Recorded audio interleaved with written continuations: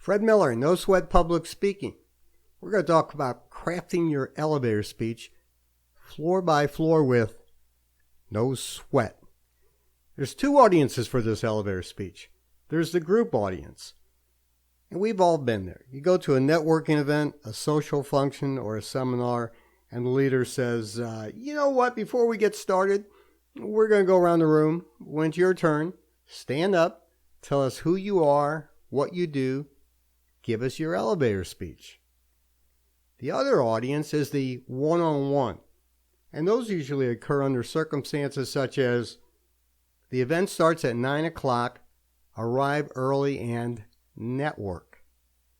Today I want to talk about the one-on-one elevator speech because the goals are a little bit different than the group goals. You go early, somebody comes up to you, introduces themselves, and they say, "What do you do?"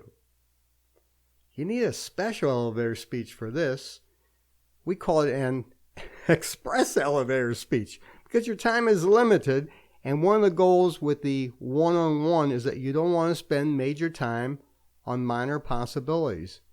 You are not a prospect for what everyone is selling. They are not prospects for you many times, and you don't want to spend that major time on minor opportunities. Let's get rid of these guys and let's start going in the elevator. First thing, they introduce themselves. They say, "What do you do?" And rather than telling them what you do, rather than saying, "I'm Fred, I speak, coach, and write about networking, public speaking, and presentation skills," ask a question. That question has to do with what you do, but get them thinking.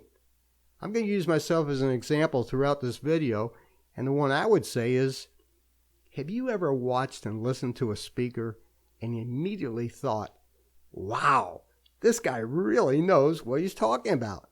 If I ever need that product or service, I'll contact him. I'll also refer him. I then would pause.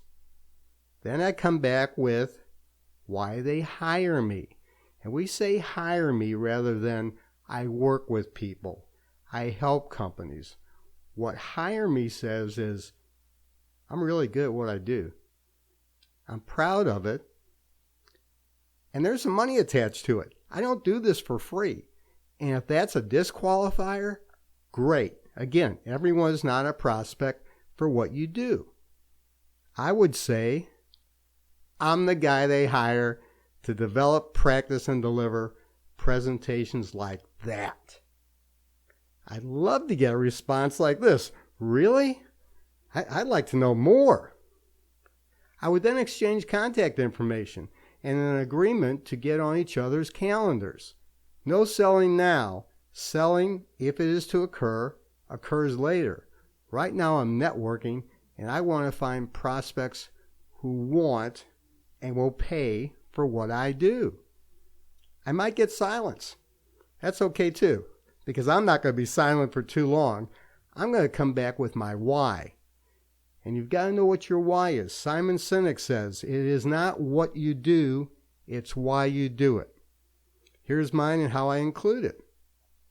I say, they hire me because they know. Speaking opportunities are business, career, and leadership opportunities. That's my why.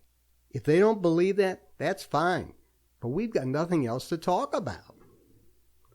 The fourth floor, and this is real quick now, I don't say, what do you do? I don't, they've already told me probably.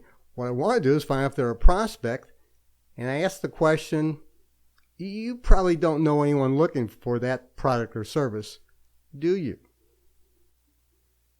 If I get referrals from them, if that's what their answer indicates, that's great. If not, that's good also. As we said, everyone's not a prospect. Time to move on. You've disqualified them. Crafting your elevator speech floor by floor with no sweat doesn't have to be something you sweat about. I've got a free template for you. Email me, fred@nosweatpublicspeaking.com. I'll email you that template. Use it, and I guarantee your next elevator speech will be absolutely, positively no sweat.